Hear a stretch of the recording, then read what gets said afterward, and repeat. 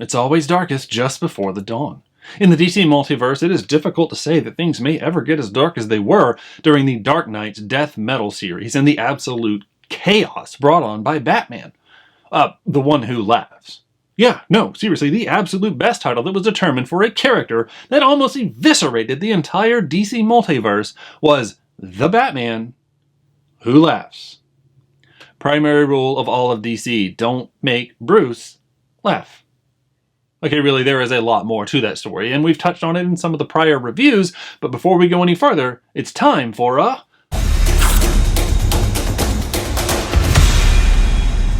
In a crazy multi-issue series that ran from 2020 to 2021, fans saw the character Perpetua escape from her prison, take over Prime Earth, and start a multiversal path of destruction like a psychotic cosmic Marie Kondo in an effort to rebuild everything to her liking in her image. With the help of the Batman Who Laughs, this evil goddess almost succeeded. But of course, with great power comes great responsibility. Unless you're a villain, then with great power comes great evil, greed, hubris, and so on. So, as the Batman Who Laughs becomes the Darkest Knight by absorbing power from the Mobius chair, a literal chair, but one that has the power to cross time and space and was created by the Anti-Monitor, the Darkest Knight takes on Perpetua. Figures, right? You can't trust anyone. Perpetua is eventually halted, trapped, killed. Enter Diana, aka Wonder Woman. Long story short, she takes on the Darkest Knight in a final attempt to stop him and save reality. Now, after an incredible battle across time and space, a golden Diana forces the Darkest Knight into a red sun, killing him, and sadly herself in the process. But this wasn't the end. This was the beginning of an infinite frontier. One where we see multiple different people carrying the same moniker, multiple Supermen, multiple Flashes, multiple Lanterns, Batgirls, Robins, Batmen, and so on. And, refreshingly, a Joker who is up to his good old normal tricks. The beginning of Infinite Frontier sees Diana taken on a behind-the-scenes guided tour where the Spectre really leans into his ghost of DC present or future and shows that Diana, her universe will be just fine without her. Now in this tour, we get a great view of Gotham and Arkham Asylum under a code green. Joker gas has poisoned the majority of the inhabitants and employees of Arkham, and somehow that's comforting to see. Regardless of how multiversal beings see it, we get to have a Joker with the typical backstory of a basic entry-level criminal who fell into a vat of acid, changed his life forever. Transformed into the clown prince of crime with his green hair, his bleach white skin, and his bright red lips, the Joker became a twisted, demented psychopath known for carrying out horrible crimes, often merely because he found them to be funny. Forever serving as the antithesis to Bruce Wayne's altruistic crusade as Batman, there can never be a DC without a Joker. And with all the Batman figures thus far released by McFarlane Toys, it's only right that the balance be tipped in the opposite direction now and then, and what better way than with a 7-inch scale representation of the version of the Joker we saw on the cover of Joker #1 in the Infinite Frontier DC Multiverse. Hey everyone, my name is Jonathan, aka JK of JK Collects, and in this episode we are taking a closer look at the McFarlane Toys DC Multiverse Infinite Frontier, the Joker.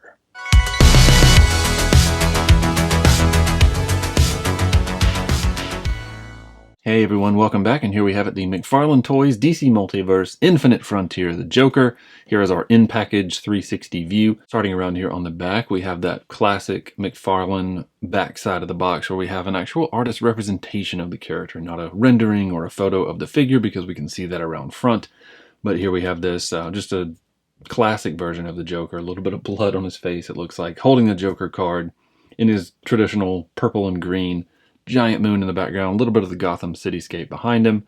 Kind of a bright representation of Gotham, if I must say it. Almost Metropolis type colors that they usually use. Over here on this side we have the Joker and the Infinite Frontier written on that. So very simple, that typical McFarlane DC Multiverse presentation. Same thing with the other side, we have the title of the Joker. We have those stickers that have started to show up. See, it says DC 7-inch the Joker with what looks like a SKU code and a little bit of the side window so we can see the Joker. And then around here on the front we have the full representation of the Joker, and here is an exploded view of everything that's coming in there with it. So we've got the Joker holding his eyeball, very interestingly enough. Can't wait to take a closer look at this figure. There's the knife that comes with it, the typical DC Multiverse stand, which is very helpful in posing, and the trading card that is all those normal, typical inclusions with any of the figures that come.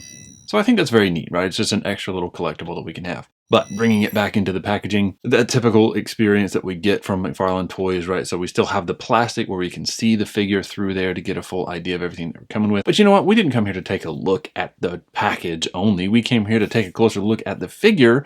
So without further ado, let's bust into this one. Man, there he is in all of his glory, the Clown Prince of Crime from the Infinite Frontier Joker #1. An excellent version and reproduction of that cover. I mean, it's a dead ringer for it. So let's get started. Let's take a closer look with the face, right? So excellently sculpted. As I just mentioned, it is a fantastic representation of that cover of the comic book of the Infinite Frontier Joker #1. Very pale face. I love the shadowing around the eyes. Just the overall sculpt is just fantastic. I mean, look at how intricately each piece of the hair is done. The different coloration in there with the greens, a light green, a little bit darker green. The eyebrows are just, what attitude behind those, right? You got the one arching up really high on his left and the one still in a very menacing look down there on the right. The eyeless right, if you will, because it is in his hand.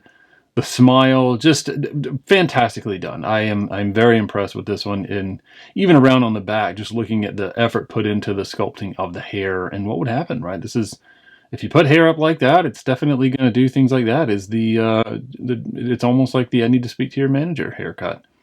But there we go. Very well done. Very well painted. So far, so great on this figure. But let's try some flexibility, some articulation. So side to side, not terrible at all, right? So the neck is part of the torso. It is attached, but the head is separate from it. So I'm always happy to see that because it lends so much flexibility, and especially the ball joint that this is on. He's ready for all kinds of crazy and silly poses, which is perfect for the Joker, right? So side to side, great. Up and down, not bad at all, right? Down is definitely very much beyond what would be a straightforward. It doesn't go too far. He has a pretty big jawline. And then, yeah, so I mean, not too bad. Not bad at all. And then let's check the rotation. We've got that full Exorcist rotation, as we always need. And the Joker certainly needs that, right? So very good on that. And let's take a look at the arm flexibility. So in the arm, we do not have a butterfly joint from what I can see. All right, so flexibility, though, it does have excellent rotation. We do have the bicep-tricep rotation as well.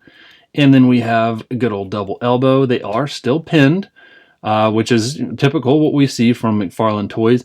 One thing that I do notice is the plastic is a slightly different color for these joints versus the rest of the body. The same thing goes on the knees, as we'll see here in just a little bit.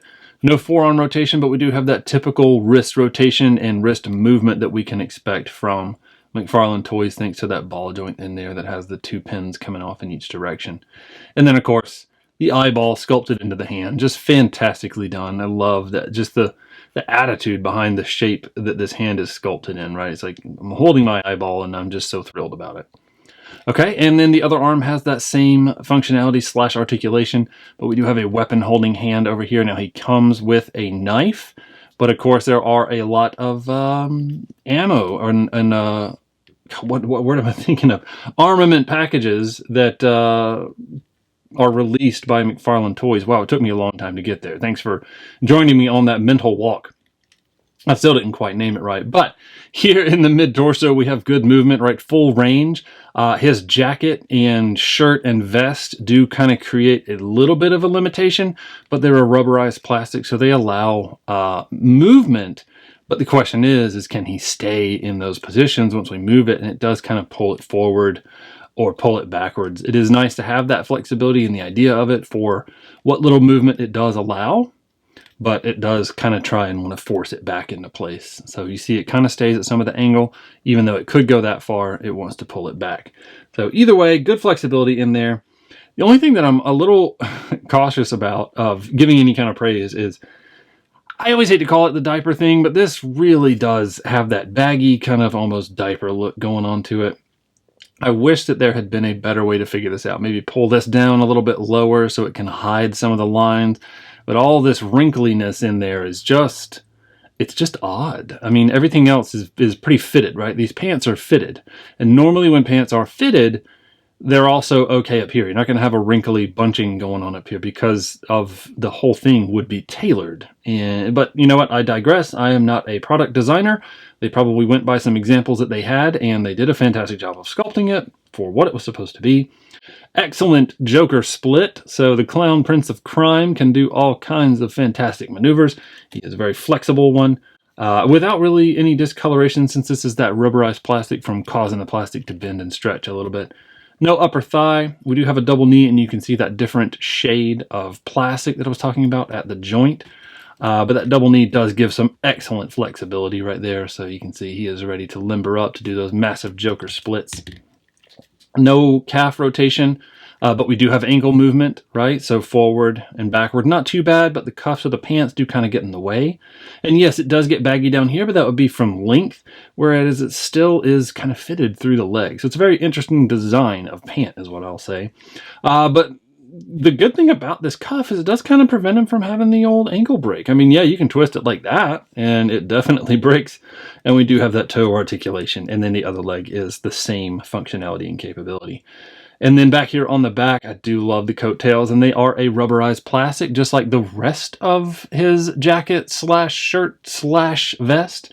So it does give that flexibility for if you need to kick a leg back for any kind of posing or anything like that. So it does move out of the way very well, or also contort with what you're trying to do. So very good on that.